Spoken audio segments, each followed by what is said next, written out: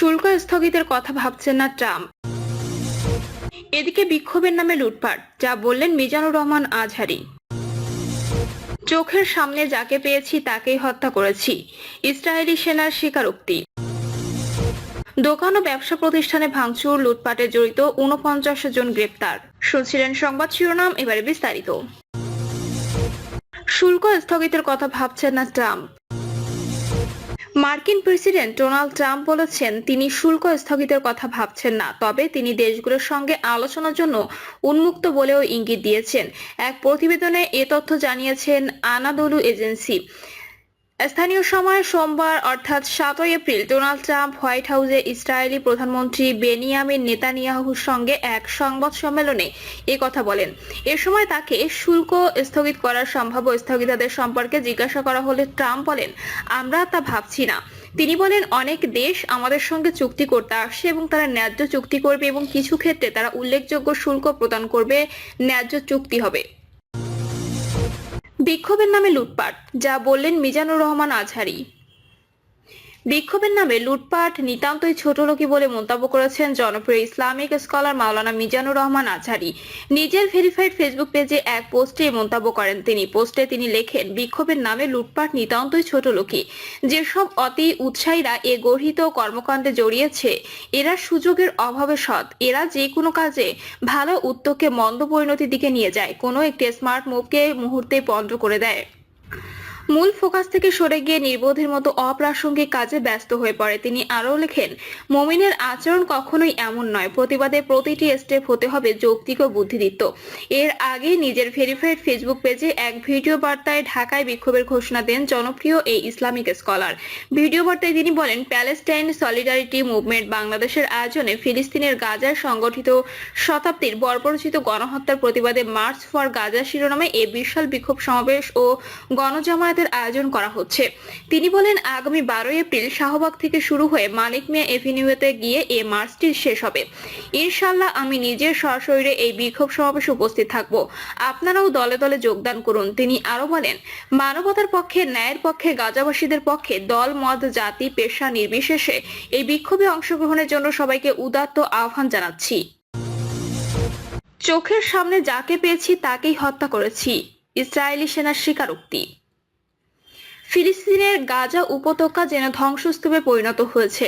Israeli সেনাদের চালানো বর্বর গণহত্যার এক বিবরণ উঠে এসেছে সম্প্রতি। পরিচয় গোপন করে নিজেদের অপরাধের স্বীকারোক্তি দিয়েছে কয়েকজন ইসরায়েলি সেনা। তাদের বিবরণে যতদূর চোখ গিয়েছে চোখের সামনে যা কিছু পেয়েছে ধ্বংস করা হয়েছে। যেখানেই কোনো ধরনের নড়াচড়া চোখে পড়েছে গুলি করে তা স্তিমিত করে দেওয়া হয়েছে। ফিলিস্তিনিরা যেন আর কোনোদিন এখানে ফিরতে না পারে সেই ব্যবস্থাই করেছে সেনারা। শুধু তাই নয়, বাফার জোনকে ফিলিস্তিনিদের হত্যা করার কিলিং জোনে পরিণত করা হয়েছে বলে জানিয়েছেন ইসরায়েলের ট্যাঙ্ক স্কোয়াডে থাকা এক সেনা কর্মকর্তা। ট্যাঙ্কগুলোর ৫০০ মিটারের মধ্যে কেউ এলেই তাকে গুলি করা হতো, হোক সে নারী বা শিশু। হতভাগ্য ফিলিস্তিনিরা জানেও না ঠিক কোন পর্যন্ত এই বাফার জোনের বিস্তৃতি। না জেনেই হয়তো প্রবেশ করে ফেলেন মরণ ফাঁদে। নাম প্রকাশে অনিচ্ছুক ওই সেনা বলেন, ২০২৩ সালের অক্টোবরে তারা আমাদের মেরেছে, তাই আমরা তাদের মারতে এসেছি। কিন্তু এখানে এসে দেখছি আমরা শুধু তাদের নয়, তাদের স্ত্রী, সন্তান, কুকুর, বিড়াল সবকিছুই মারছি। চোখের সামনে যা পড়েছে তাই হত্যা করেছি। ইসরায়েলি সেনাদের বিবরণ, ওই সেনাদের অনেকেই ৭ অক্টোবরে হামলার প্রতিশোধ নিতে এইভাবে বেসামরিক মানুষগুলো মেরেছে বলেও কাপা গলায় স্বীকার করেছে ওই সেনা। স্থানীয় সময় সোমবার ব্রেকিং দ্য সাইলেন্সের এক প্রতিবেদনে বাফার জোনে থাকা কয়েকজন সেনার স্বীকারোক্তি নিয়ে একটি প্রতিবেদন প্রকাশ করে। দখল বিরোধী এই ভেটেরান্স গ্রুপের প্রতিবেদনে জানা গেছে, গাজার ভূমি দখল করার জন্য ইচ্ছাকৃতভাবে গাজাকে এভাবে ধ্বংস করেছে ইসরায়েলের প্রশাসন। ওই সেনাদের মধ্যে নাম প্রকাশ না করার শর্তে অ্যাসোসিয়েট প্রেসকে সাক্ষাৎকার দেন ৫ জন। এপির খবরে সেনাদের বয়ানে দখলদার ইসরায়েলের ভয়াবহতার এক অসহনীয় চিত্র উঠে আসে। তারা বলেন, ২০২৩ সালে হামাসের হামলার পর নিজ দেশের সুরক্ষা নিশ্চিত করতেই তারা এখানে যুদ্ধ করতে এসেছে। অবিরাম বোমাবর্ষণ আর স্থল অভিযানে গাজার প্রায় সবগুলো শহর ও নগর ধ্বংস করা হলেও বাফার জনের ধ্বংসযজ্ঞের ভয়াবহতা সবকিছুকে হার মানিয়েছে। যুদ্ধের প্রথম দিকে সীমান্তের নিকটবর্তী গাজার 1 কিলোমিটারের বেশি এলাকায় বাস করা ফিলিস্তিনিদের জোর করে সরিয়ে একটি বাফার জোন তৈরি করে ইসরায়েলি সেনারা। এজন্য সেখানে থাকা সব স্থাপনা ধ্বংস করে দিয়েছে তারা। ইসরায়েলি সৈন্যরা নেতজারিম করিডোর নামে পরিচিত গাজার একটি বিশাল ভূমিও দখল করেছে। এই করিডোরটি গাজা সিটি সহ উত্তরাঞ্চলকে সংকীর্ণ ও উপকূলীয় উপত্যকাটির বাকি অংশ থেকে বিচ্ছিন্ন করেছে।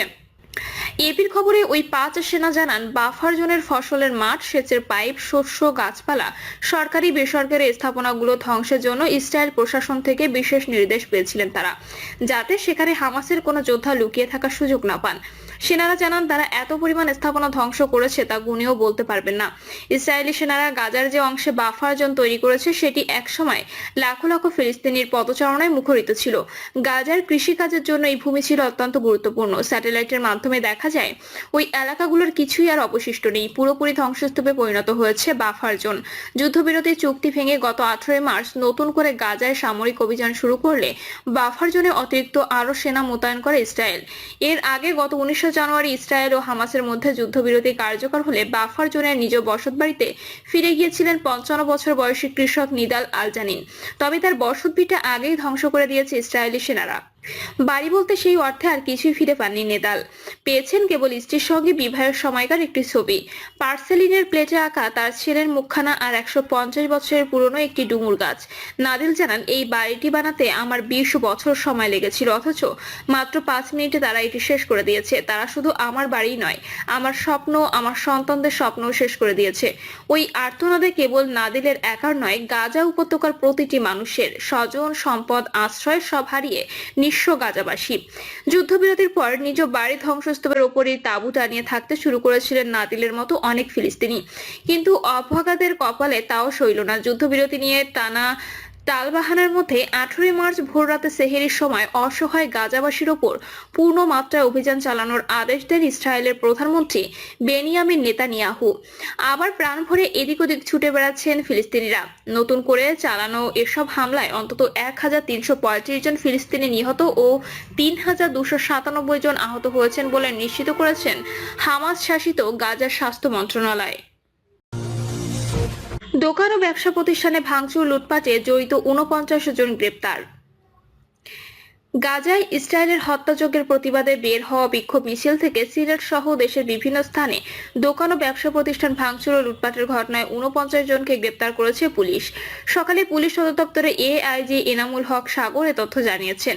তিনি বলেন, গতকাল সোমবার সিলেট সহ দেশের বিভিন্ন শহরে দোকান ও ব্যবসা প্রতিষ্ঠান ভাঙচুরের ঘটনায় জড়িত 49 জনকে গ্রেপ্তার করেছে পুলিশ। তাদের বিরুদ্ধে মামলা রুজু হয়েছে এবং পরবর্তী আইনগত পদক্ষেপ প্রক্রিয়াধীন। এআইজি এনামুল হক সাগর আরো বলেন, যেসব প্রতিষ্ঠানে ভাঙচুর ও লুটপাট করা হয়েছে সেসব প্রতিষ্ঠানের সিসি ক্যামেরার ফুটেজ দেখে জড়িত সবাইকে আইনের আওতায় আনা হবে। এর আগে সোমবার রাতে পুলিশ মহাপরিদর্শক বাহারুল আলম সিলেট সহ দেশের বিভিন্ন শহরে দোকানপাট ও ব্যবসা প্রতিষ্ঠানে হামলা ও ভাঙচুরের ঘটনায় দোষীদের গ্রেপ্তারের নির্দেশ দেন। আইজিপি বলেছেন, আমাদের কাছে হামলাকারীদের ভিডিও ফুটেজ রয়েছে, তাদের শনাক্ত করা হচ্ছে এবং অতি দ্রুত গ্রেপ্তার করা হবে। পুলিশ টিম এরই মধ্যে কাজ শুরু করেছে। তিনি আরো বলেন, সরকার কোনো আইনসম্মত প্রতিবাদে বাধা দেয় না, তবে প্রতিবাদের নামে কোনো অপরাধমূলক কর্মকাণ্ড বরদাস্ত করা হবে না। এদিকে প্রধান উপদেষ্টা প্রেস সচিব শফিকুল আলম পুলিশের বরাত দিয়ে এক বিবৃতিতে জানিয়েছেন, গাজা সংহতি আন্দোলনের সময় দেশের বিভিন্ন শহরে সহিংসতা ও অবৈধ ঘটনায় জড়িত থাকার অভিযোগে 49 জনকে গ্রেপ্তার করেছে পুলিশ। এ ঘটনায় 2টি মামলা দায়ের করা হয়েছে। বিভিন্ন ঘটনায় তদন্ত এখনো চলছে এবং অতিরিক্ত মামলা দায়েরের প্রস্তুতিও চলছে। বিবৃতিতে বলা হয়, সহিংস ঘটনায় জড়িতদের বিরুদ্ধে দ্রুত পদক্ষেপ নিয়েছে বাংলাদেশ পুলিশ। এই হামলা ও ভাঙচুরের ঘটনা জননিরাপত্তা ও আইনের শাসনের প্রতি চরম অবমাননা। এসব ঘটনায় জড়িত দায়ী ব্যক্তিদের বিচারের আওতায় আনতে দৃঢ় পদক্ষেপ হিসেবে সোমবার রাতে অভিযুক্তদের ধরতে অভিযান পরিচালনা করেছে পুলিশ। পাশাপাশি আন্দোলনের সময় ধারণ করা ভিডিও ফুটেজ পর্যালোচনা করে আরও জড়িতদের শনাক্ত করার কাজও চলছে। এই অভিযান চলতে থাকবে যতক্ষণ না সহিংসতা ধ্বংসযজ্ঞের সাথে জড়িত সবাইকে আইনের আওতায় আনা যায়। প্রিয় দর্শক, এই ছিল এখনকার সর্বশেষ সংবাদ। আপডেট সব সংবাদ পেতে চ্যানেলটি সাবস্ক্রাইব করে বেল আইকনটি ক্লিক করে রাখুন।